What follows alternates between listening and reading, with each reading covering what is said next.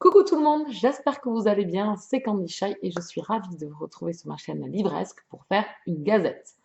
Alors on va pas revenir sur mes updates qui dateraient du mois de juin, on va faire à l'inverse, on va parler des lectures récentes que j'ai effectuées et on reviendra en arrière pour tout ce que j'ai en retard depuis 3 mois. Voilà. Donc on va commencer tout de suite avec Connected. Alors c'est Connection d'abord. Tome 1, Connected de Kim Carr aux éditions City, collection Eden. C'est, on va dire, le livre qui m'a causé la panne livresque, puisque c'est le livre qui m'a duré jusqu'à mi-juillet, je crois, depuis début juin. Alors, je pense pas que ça soit l'histoire en elle-même, c'est qu'à ce moment-là, j'ai eu pas beaucoup de temps et pas beaucoup d'envie de lire. Et ce pauvre roman a été un peu laissé pour compte et un peu le souffre-douleur de ma panne livresque. Alors, c'est une romance contemporaine new adulte, donc mon avis forcément ne va pas être élogieux puisque ça a été un vrai calvaire de le lire. Euh, Pas que l'histoire soit mauvaise ou quoi que ce soit, ou que les personnages ne m'aient pas plu. En fait, je suis restée complètement hermétique à cette histoire et complètement extérieure. Mais je pense que c'est du fait d'une panne livresque qui fait que le roman, forcément, n'est pas trop à notre goût. Donc, c'est un raté. J'ai écrit mon avis sur le blog. Forcément, à la fin, parce que j'ai quand même tenu et je suis allée jusqu'à la fin, malgré vraiment la méchanceté que j'ai eue vis-à-vis de ce roman, je suis allée jusqu'à la fin et effectivement, on apprend quelque chose voilà, d'assez déstabilisant à la fin qui remet un petit peu tout en cause dans l'histoire. J'avoue que ça remet en selle et que forcément, on a forcément envie de connaître la suite. Qu'est-ce qui va arriver à nos deux personnages principaux et aux personnages secondaires de cette histoire. Je ne peux pas vous en dire plus. C'est une romance new adulte sympa, mais moi, ça a été un cauchemar de lire ce roman. Pourtant, il n'est pas épais, c'est écrit gros, mais voilà, moi, ça a été à un moment où je n'avais pas envie de lire ça, où j'avais, je pense, une petite overdose de new adulte et où j'avais pas de temps pour lire. Et forcément, ce roman, à chaque fois que je rentrais chez moi, je me dis, punaise, je l'ai pas encore fini. Il est toujours sur ma table basse. Quand est-ce que je vais arriver enfin à le sortir? Et bien voilà. Donc du coup, je l'ai pris en grippe et ça fait une lecture très très mauvaise pour moi. Mais je pense que vous devez aller lire d'autres romans, d'autres avis plutôt sur ce roman, et je pense que ça remettra plus les choses dans leur contexte que mon avis personnel qui a été vraiment très très dur, puisque j'ai mis 1 mois et demi, je crois, à lire ce livre. Que moi, je suis restée mais complètement hermétique, c'est-à-dire que c'était le livre repoussoir, et les personnages, voilà, j'avais l'impression que tout était plat, que rien, n'y avait pas de rebondissement, que rien ne me touchait, malgré les émotions que l'auteur a essayé de mettre vis-à-vis des deux personnages principaux. Ben, moi, je suis restée complètement extérieure. C'était une catastrophe livresque. Donc, je pense pas que mon avis soit l'un de ceux que l'on doit retenir. Je préférais quand même vous le spécifier. Voilà, donc Code Active, ça l'a pas fait. Mon avis est écrit sur le blog et je crois que je l'ai mis en 5 sur 10. Voilà, ça a été un peu compliqué. Ensuite, j'ai lu Seulement si tu en as envie de Bruno Combe aux éditions Michel Lafon.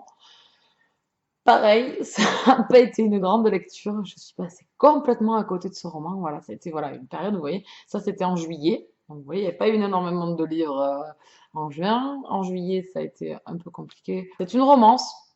Ben là, j'avoue que même là maintenant, j'ai beaucoup de mal à remettre les idées et à remettre l'histoire en place. Ça y est, ça revient.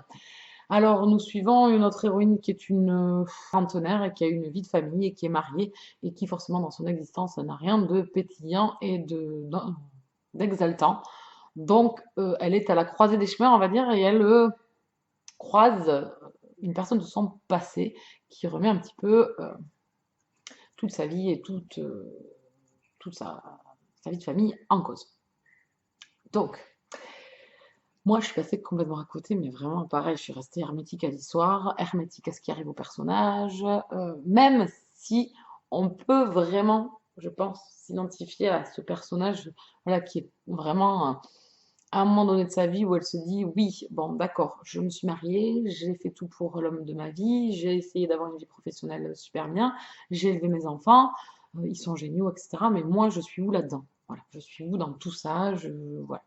Donc, effectivement, l'histoire, je pense, est intéressante, mais moi, je suis passée à côté. Ça a été, voilà, encore dans un moment où j'avais pas envie de lire, pas forcément l'engouement pour mes lectures. Je pense qu'il n'y avait rien qui m'aurait contentée à ce moment-là, donc je suis passée complètement à côté. Là, pareil, mon avis est écrit sur le blog et je crois que pareil, je l'ai mis en 6 sur 10, dû à mon manque d'entrain au niveau de la lecture. Donc vous voyez, c'était pas Jojo.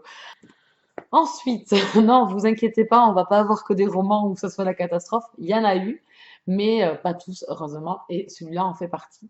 Donc, Un merci de trop de Karen Ponte aux éditions Michel Lafon, donc qui est l'une de mes premières lectures du mois d'août et qui a été un régal. Alors, pas que l'histoire soit révolutionnaire ou quoi que ce soit, je pense que c'est une romance toute mignonnette et toute légère, mais il est arrivé au bon moment parce que dedans il y a de l'humour et que ça m'a voilà, remis l'entrain.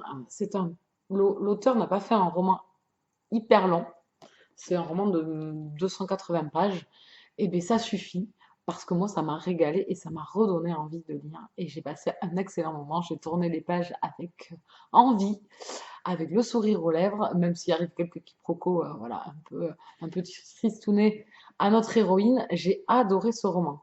Donc là, j'ai écrit mon avis. Je pense que quand la vidéo sera mise en ligne, il sera en place sur le blog. J'ai passé un excellent moment. Je lui mets un 8 sur 10. Notre héroïne est une jeune femme très très effacée qui a toujours laissé les autres décider à sa place, qui est assez transparente et qui dit toujours oui à tout. Et donc qui se fait un peu marcher sur les pieds et qui un jour décide de tout envoyer bouler. Mais sauf que à ce moment-là, mais il y arrive plein de choses dans sa vie qu'elle n'avait pas forcément, elle, à ce moment-là, décidé. Autant elle avait décidé d'envoyer bouler son boulot, ses collègues et tout ça, mais elle n'a peut-être pas misé autant de choses qui allaient lui arriver. Donc voilà, moi, il est arrivé vraiment au bon moment. Il m'a remis, voilà, il m'a remis la bonne humeur et la détente de lire et la fraîcheur. Voilà.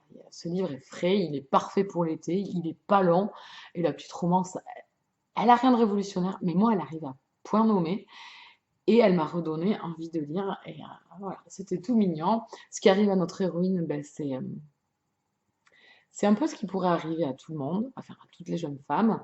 Et comment on réagirait à ce moment-là et quelles décisions on prendrait et de tous ces bouleversements. Et j'ai vraiment beaucoup apprécié ce roman. Donc l'auteur a vu que j'avais lu son roman. Donc si elle passe par là, eh bien, merci beaucoup pour ce livre qui m'a remis le sourire. Donc je lui ai mis un 8 sur 10. Ensuite, on repart dans les catastrophes livresques. J'ai lu 18 ans, 18 amants, le roman qui prouve que les hommes sont tous les mêmes, de Marilyn Stein. Alors, le livre en lui-même, pas énorme, l'auteur m'a contacté pour lire son roman. Pourquoi pas? J'ai lu la 4e de couverture. Bon, donc je me suis attendue à une romance érotique. Jusque-là, on y est, on a tous les ingrédients. Quand je lis le roman qui prouve que les hommes sont tous les mêmes, j'avoue que quand nous, les femmes, on le dit, ouais, les hommes sont tous les mêmes, des fois c'est un peu avec humour, parce qu'on n'est pas parfaite, loin de là, et qu'on est aussi, voilà, les femmes sont toutes les mêmes, on pourrait un peu le dire également. Donc j'avais pensé trouver peut-être des moments voilà, un peu forts, un peu rudes pour notre héroïne, mais en même temps un peu d'humour dans ce roman. Ah mais pas du tout. Alors c'est vraiment brut de découvrage, c'est vraiment ce qui est écrit sur la 4e d'ouverture, c'est du cul. Voilà, c'est du porno. Pour moi, il n'y a pas d'histoire. Donc la jeune femme, en fait, on alterne les points de vue entre la jeune femme, enfin la jeune fille, puisqu'elle a 17 ans, enfin même à peine 18, et elle nous raconte tout ce qui lui est arrivé depuis qu'elle s'est mise à coucher avec les hommes. Donc on a son avis, et après on a le jeune homme donc qu'elle s'est tapé ou que lui il a voulu se faire sauter net, donc il nous raconte comment ça s'est passé de ses yeux. Alors forcément, il n'y a rien d'édulcoré, c'est brut de décoffrage, c'est gras, ça montre le côté pervers des hommes. Alors, messieurs, j'espère que vous n'êtes pas tous comme ça, je ne pense pas, enfin, bien heureusement, mais je trouve que ça dénote un côté très très noir des hommes, très mauvais des hommes. Cette jeune femme aime le cul, nous le dit ouvertement, hein, voilà, elle fait des expériences les unes après les autres, et à la fin, bon, oula, elle dit qu'elle a trouvé quelqu'un, mais là, dessus, elle passe, mais alors, tout sous silence. Donc là, j'ai trouvé que c'était, voilà, c'était un roman pour rien, Je vois pas ce que ce roman-là amène. Vous allez me dire qu'est-ce qu'une romance contemporaine que je lis habituellement m'amène. Mais elle m'amène de m'évader, d'avoir une petite histoire, de pouvoir éventuellement m'identifier au personnage, de me faire rêver, d'amener des fois peut-être des réflexions sur la vie, sur nous, sur comment on voit les choses, sur les romances. Mais là, il n'y a rien de tout ça, à part dire que les mecs sont des gros nazes, pervers, qui ne pensent qu'au cul, qui traitent les femmes comme de moins que rien, et bien c'est tout. Voilà. Et donc on a du cul pour du cul. Donc là, je suis énormément déçue de ce livre. Vous allez me dire, vous auriez pu le voir à la quatrième et à la couverture, mais ouais, mais je m'attendais vraiment à autre chose. Pourquoi ne pas donner une chance, même si on me sert un roman érotique, même pourquoi pas avoir quand même un peu d'intérêt dans ma lecture, mais là pas du tout. Pour une fois, je suis méga pro sur cette lecture. Franchement, je ne vous la conseille pas. Je sais même pas quelle idée est venue à l'esprit de l'auteur. Alors, l'érotisme n'a jamais été aussi hard. Bah si, je pense qu'il y a des romans qui sont hard, qui sont noirs, mais à laquelle on peut quand même trouver de l'intérêt. Franchement, c'est quoi ce roman? Alors je suis désolée si je heurte la sensibilité de l'auteur, je suis vraiment navrée. Moi, je ne comprends pas qu'est-ce que ce livre apporte, ou je suis vraiment passée à côté. C'est rare que j'ai des opinions un peu tranchées sur les livres. Bon, c'est rare que je lise des livres qui ne me plaisent pas. Quand ils ne me plaisent pas, je le dis pourquoi. Mais là, voilà, je le dis parce que pour moi, il n'y a rien d'intéressant dans ce roman. La, la parole que l'on donne aux hommes sur les relations qu'ils ont avec ces jeunes filles sont abominables. Enfin, s'il y en a qui veulent tenter l'expérience, allez-y. Et j'aimerais beaucoup, beaucoup, pour ceux qui tenteront l'expérience, de savoir ce que vous pensez de ce roman. Vraiment, ça m'intrigue et j'aimerais beaucoup le savoir. On aura fait le tour de mes 4 dernières lectures. Je vous retrouve très prochainement pour de prochaines updates lectures, de prochaines gazettes. Et je vous souhaite de très très bonnes lectures. Merci encore de me suivre. N'hésitez pas à mettre un j'aime si vous avez aimé la vidéo ou de me laisser un petit commentaire. Vous me retrouvez sur tous les réseaux sociaux, Instagram, Facebook, etc. Tout est dans la barre d'infos. Je ne suis pas très présente actuellement, mais j'essaie de poster sur Instagram assez régulièrement ou sur Facebook très rarement ce temps-ci, mais je pense revenir un peu sur Twitter. Voilà, je vous embête pas plus longtemps, j'arrête de blablater, je vous fais d'énormes bisous et je vous dis à très vite. Ciao ciao!